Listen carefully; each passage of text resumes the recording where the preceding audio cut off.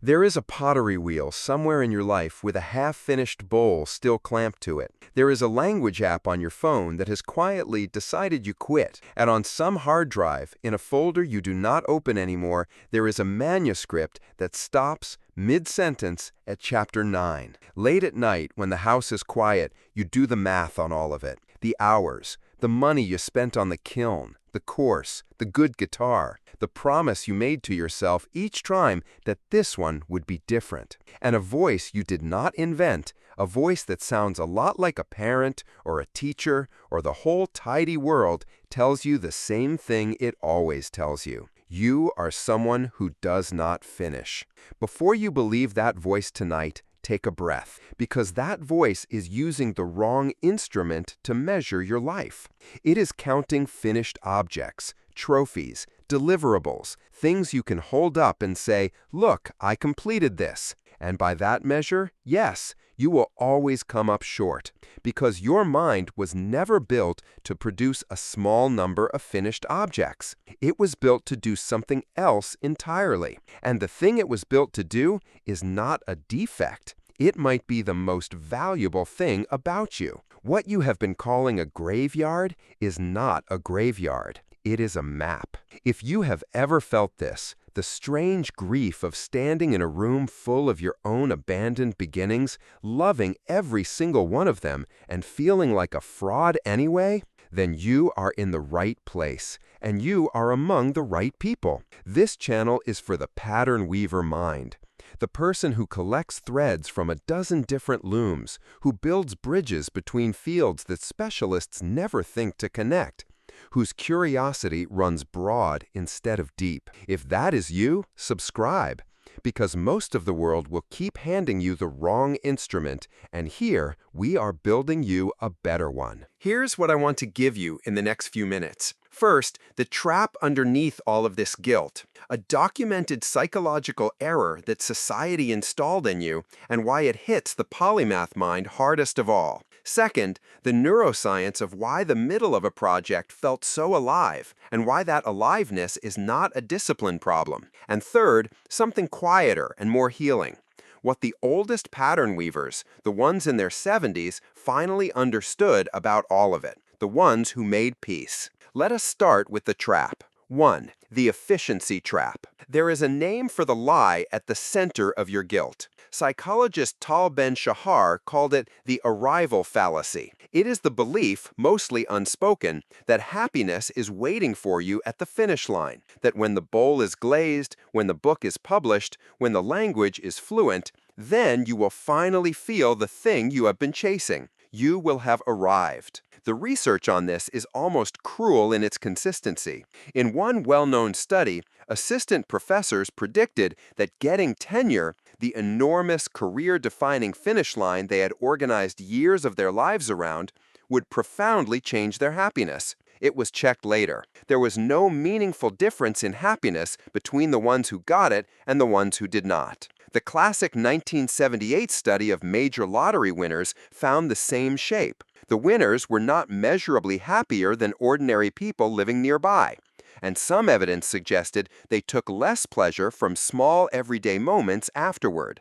That study is old and small, and we should hold it lightly, but it pointed at something that decades of later work on hedonic adaptation, much of it by Sonia Lyubomirsky, has confirmed. We adapt. The brain returns to its baseline. The summit you bled for becomes ordinary within months, and the mind goes looking for the next mountain. So here is the first thing I need you to sit with. The finish line was never going to give you what you thought it would. Even the specialists who cross it, the people who picked one lane and stayed in it and actually completed the thing, are standing at the top of their mountain feeling the floor go quiet underneath them, wondering why the view is not enough. Now, researchers draw a line between two kinds of well-being. Hedonic well-being is pleasure and outcome, the reward, the trophy, the arrival.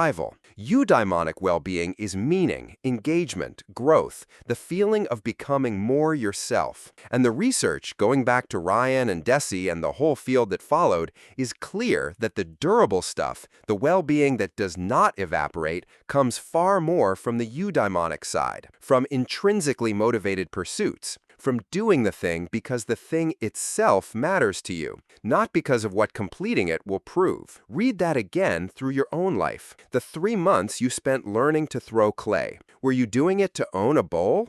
You can buy a bowl for $4. You were doing it because your hands were learning a language they had never spoken, because the wet clay was teaching you something about patience and gravity and your own attention, because for those hours you were growing. That is eudaimonic. That is the durable kind. And then the project hit the 80% mark, the part where it stops being discovery and starts being grind and finishing and admin, and the well that fed you ran dry, because the meaning had already been delivered. The world looks at your shelf of 80% projects and sees waste, clutter, money spent on nothing. But the value was never in the finished pot. The value was the meaning you lived during the making. You already received it. You banked it. You just were not taught that it counts. This is the efficiency trap. It says the only legitimate output of effort is a completed deliverable, and anything short of that is failure. It is a factory's definition of a life, and you are not a factory. 2. The dopamine of the threshold. Now let me show you what was happening in your brain during those 80%, because once you see this, the word discipline stops making sense. For a long time, everyone assumed dopamine was the pleasure chemical, the reward, the thing you feel when you get what you wanted. Then a line of research, most associated with Kent Berridge and Terry Robinson, took that assumption apart. They drew a distinction between two systems the brain keeps separate. There is liking, the actual pleasure of having a thing, which runs largely on the opioid system, and there is wanting, the pursuit, the seeking, the lean-forward hunger toward a goal, which runs on dopamine. Here is the part that rearranges everything. Dopamine fires hardest in anticipation, in the chase, not at the moment you get the reward, but in the reaching for it. Wolfram Schultz's work on reward prediction showed something similar from another angle. Once a reward becomes fully expected, the dopamine signal at the moment of getting it actually drops. The brain stops lighting up for the sure thing. It lights up for the pursuit, the novelty, the not yet. So picture the arc of any project. The beginning is pure dopamine. New skill, new world, everything unknown and reaching. The middle is the richest stretch, the high-growth climb, where you are learning fastest and the wanting system is roaring. And then you approach the end, where the outcome becomes predictable, the discovery runs out, and the neural chemistry that was carrying you simply recedes. There is nothing left to want. The reward is no longer a surprise. What you have been calling a lack of discipline is your brain doing exactly what every brain does. The difference is that most people are running this loop on 1 or 2 big goals at a time, so the dip at the end feels like a single bearable disappointment. You are running it on 20 looms at once, so you feel the pull toward the next beginning 20 times as strongly. You are not broken. You are highly sensitive to the exact thing the dopamine system evolved to chase, the high-growth phase, the threshold between not knowing and knowing. I want to give that place a name because you have lived most of your life inside it without one. Call it the threshold. It is the doorway between ignorance and competence, the steep part of every learning curve, the stretch where a pattern weaver mind is most alive. Specialists spend their lives walking away from thresholds, deeper and deeper into one room. You keep finding new doorways. That is not failure to commit. That is a nervous system tuned to the most generative moment in all of learning and choosing to live there. The graveyard, then, is something else entirely. It is not a record of where you gave up. It is a record of every threshold you have ever crossed, every doorway your mind walked through. I want to call it what it actually is. It is an atlas of almosts, a map of everywhere your curiosity has ever traveled. And nobody with a single completed pot on their shelf has a map that wide. 3. The view from 70. I told you the third thing would be quieter. Here it is. There is a body of research built over decades by the Stanford psychologist Laura Carstensen called socio-emotional selectivity theory. The finding at its heart is this. As a person's sense of time changes, as the horizon shifts from endless to limited, which usually happens with age, what the mind reaches for changes too. Younger people, sensing a long runway, optimize for information, for acquisition, for more, for novelty, for building toward a future. Older people, sensing a shorter one, optimize for emotional meaning, for depth over breadth, for what feels good and true right now, rather than what they are accumulating toward later. And here is what comes with that shift, and it is one of the most robust findings in the psychology of aging. Older adults, on average, report fewer negative emotions in daily life than the young. There is something researchers call the positivity effect, a documented tendency for older minds to attend to and remember the positive over the negative, the reverse of the negativity bias we assume is universal but mostly measured in the young. The older mind, in many people, is not in decline emotionally. It is more at peace. The most important detail Carstensen found is that this is not really about age. It is about time perception. When younger people are asked to imagine that their time is limited, they start making the same choices the elderly make. They choose the familiar friend over the new contact, the meaningful afternoon over the impressive one. So this piece is not something you have to wait 50 years to earn. It is available the moment you change what you're measuring. This is why some of the most moving messages this channel receives come from pattern weavers in their late 60s and 70s. People who spent decades carrying the exact guilt you are carrying tonight. The unfinished novels, the abandoned instruments, the careers that zigzagged when they should have laddered. And who arrived, finally, at a kind of release. They stopped needing to cross finish lines.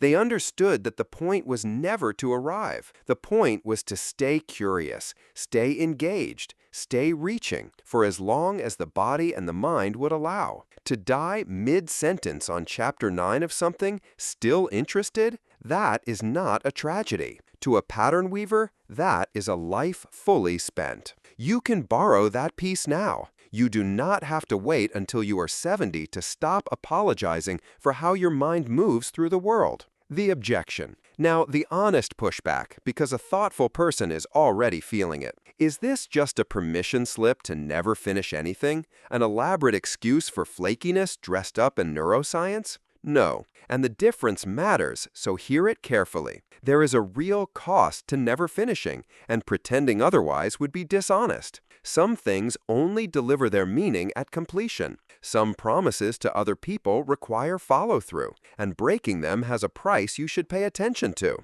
The financial reality of buying the kiln and the camera and the course and using none of them past week 3 is real, and your family is not entirely wrong to notice it. The reframe is not finishing does not matter. The reframe is completion is one kind of value, not the only kind, and you have been taught to count only that one. A mature pattern weaver learns the difference between a threshold worth crossing and one worth leaving, learns to finish the few things that genuinely require finishing, the ones with a person waiting on the other end, the ones whose meaning is locked behind the last 20%, and to release the rest without shame. The goal is not zero discipline. The goal is to stop spending all your discipline on guilt and start spending it on discernment. What actually works? So what do you do with all this on a Tuesday? 4 moves, built on the mechanisms we just walked through. First, separate completion from abandonment by writing things down. Keep what this channel calls a connection log,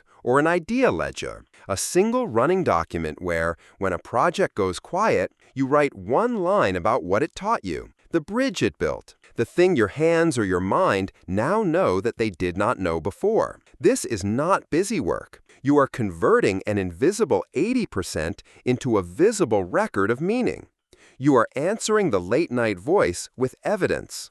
Second, redefine done.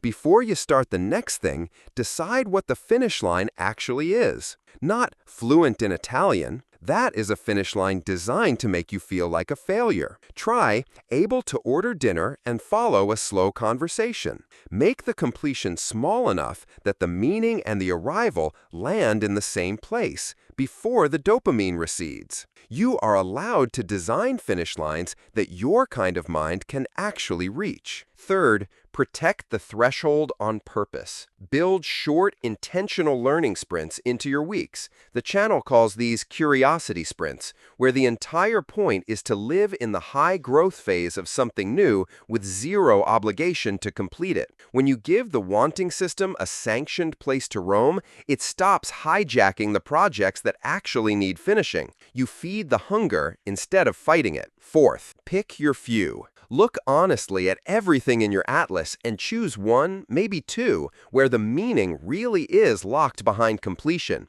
where a person you care about is waiting, or where finishing would change your life. Pour your discernment there. Release the rest with a clear conscience, knowing you already collected what they came to give you. A real note. I have to say one true thing before the end, because this topic sits close to something heavier for some of you. There is ordinary guilt about unfinished projects, and then there is something else. A flat, persistent sense of worthlessness, a feeling that the unfinished things are proof you are fundamentally broken, a heaviness that does not lift when the reframe should lift it. If what you are carrying has moved past, "I wish I finished more," into sustained hopelessness, into not being able to manage daily life, into thoughts of harming yourself, please reach out to a mental health professional. The framework in this video is for the cognitive pattern, the way a curious mind moves. It is not a substitute for real care when real care is what you need. Asking for help